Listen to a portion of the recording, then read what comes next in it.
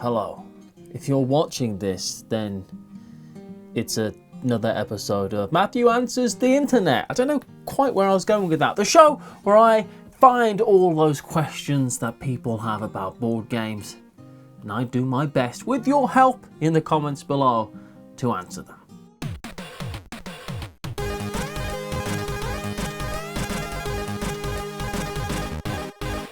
Our first question this month is, have you ever bought a game knowing in advance that you might not be able to get anyone in your group to play it with you? Yes. Big time. I will say though, a big part of my buying habit for board games is buying games that not only do I think look good, but I try to buy games I think I can coerce other people into playing with me, right? I try to get games with certain themes, certain mechanisms that I know my brother might like when I get a chance to see him. Or a lot of the time I pick up a lot of games knowing that I want to play them at a convention with friends. I buy games that I want to play with Paula all the time. I do not live near Paula, but I do that because that's the best part about board games, and the experience of playing games for me is playing games with the people that I love. And I love that. But it has to be said that my tastes in board games doesn't always align with the tastes of those around me. I like a lot of weird games. Alright? You know, I'm always hunting down games that might not look that great on the outside, but are beautiful and amazing on the inside.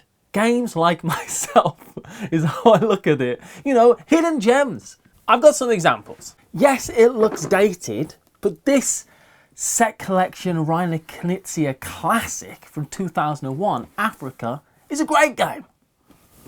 Play it with me, someone. 1992 was a long time ago, I appreciate that. And I know it's only in German apart from the title for some reason. Doesn't make any sense.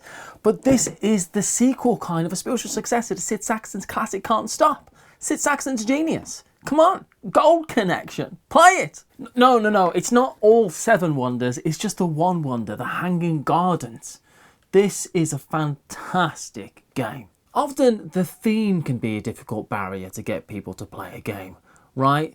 Often it's either too left of field, too niche or weird, too boring or too common that people don't want to play that game anymore. It's like, I've got this really cool hidden gem. You are trading in the Mediterranean, but trust me, it's fantastic. Often another barrier is I'm a big fan of light games with hidden depth. You know, that's what I love. But a lot of my friends are really into big, heavy Euros. So that's a barrier. I feel like I've got to convince people all the time. Or the other way around, if you're really into big, heavy games and your friends are into light games, sometimes you buy a game and you think, ugh, I don't know when I'm ever going to get a chance to play this. But my tips for improving the situation when you've got a game that you want other people to play are learn that game impeccably. Learn the rules really, really, really well, because that makes everyone happier at the table. That's a really good catalyst for people enjoying a game. Sort the game out for a quick start.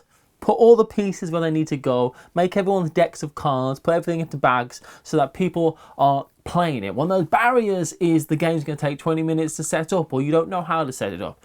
Get all that stuff sorted, and then, especially if people are coming to yours or you're going somewhere, you know, maybe if you can get the whole game set up and say, hey, I really want to play this game, it's ready to go, I can teach you, and everything's sorted and going. There's no going to be setup time. And do you know what? I won't even ask you to help me put it away. Because, let's face it, they'll only do it wrong, won't they? The burden of owning the board games. But then it's about the give and the take. It's a reciprocal kind of relationship. I will play that game that you want me to play. And I'll bring my best self to that experience. And then you can play the game that I want to play.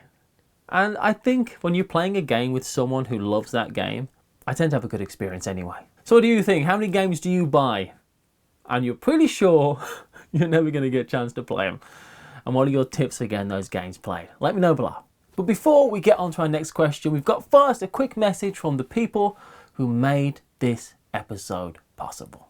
This episode is made possible in part by Gale Force Nine, who have recently released 2 tantalising titles, starting with Tusk, in which prehistoric tribes are on the hunt for a legendary mammoth. But a successful quest will require teamwork. Even so, there can still only be one master of the hunt, so cooperate while also manipulating alliances and hoarding supplies in this family-friendly, semi-cooperative game. And for something a little bit more cutthroat, there's Wise Guys, a quick-to-learn area control game of rival rum runners on the rough streets of Chicago at the height of the Roaring Twenties Prohibition. Negotiate, ally, and threaten rival gangs when it serves your needs, but be wary of the inevitable knife in the back, because it's not a double cross if you're the only one left standing. They're 2 different experiences, but both great games. Follow the link in this video's description to find both Tusk and Wise Guys locally and at galeforce9.com.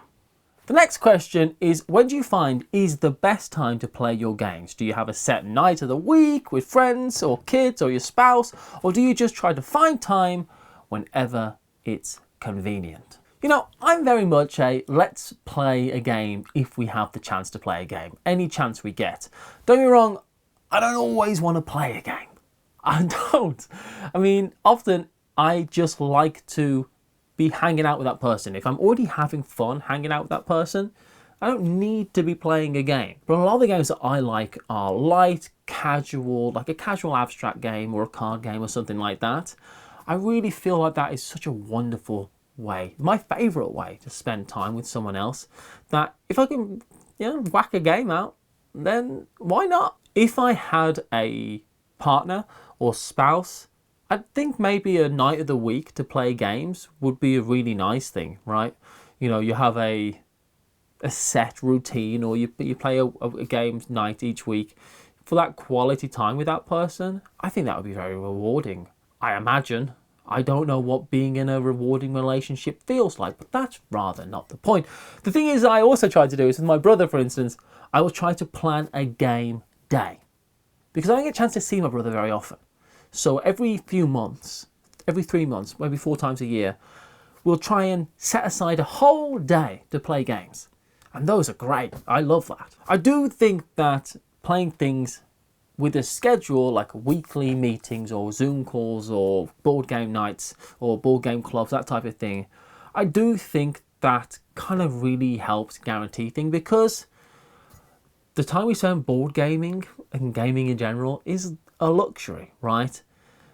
And it's very often that we don't treat ourselves particularly well, and we allow those luxuries to slide because we've got lives and works and jobs and stuff to do, and families to look after, and places to be, and dogs to buy. So I do think setting aside some time, whenever that time is, and however much time you want, to playing games, if playing games is what you love doing, then I think that's a really good idea. I think scheduling it in helps guarantee it happens. For me, one of the very best ways to do that has been playing games online, which, in a strange turn of events, leads us to our last question. What are your favourite online games and favourite places to play them? I'm imagining that means where you play them online, because my favourite place to play those games is sat here. That's just the way that happens. So as far as I can tell, there are what I believe is technically referred to as a mess of places to play games online. I'm going to list a few of them below, and if I've missed any of them, put those in the comments, because I do want to know if there's any website out there that I'm unaware of that is a treasure trove of games.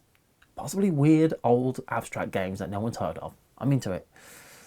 Put that down below, because I do want to know, and I guarantee other people want to know as well. But my list goes as thusly. Ucarta is one of the best and oldest kind of websites to play games that I could find. It's got about 185 games on there. Loads of really good classics. There's Board Game Arena, which is now owned by Asmodee. Over 300 games to play. Board Game Arena is fantastic. There's Sovereignty, which is a very new platform. We've been playing Sovereignty on Twitch for Watch It Played, and I really like it. We'll talk about Sovereignty in a bit. There's a website called happymeeple.com that has a few kind of classic games on there. Some really interesting choices of games. Rodney showed me a website recently called Rally the Troops, which has a lot of, not a lot, it has got quite a few war games on there. Mainly it has block war games like the Columbia Block War Game series. I mean, that's a really great excuse. It's got Wilderness War on there. That's exciting, I'll tell you.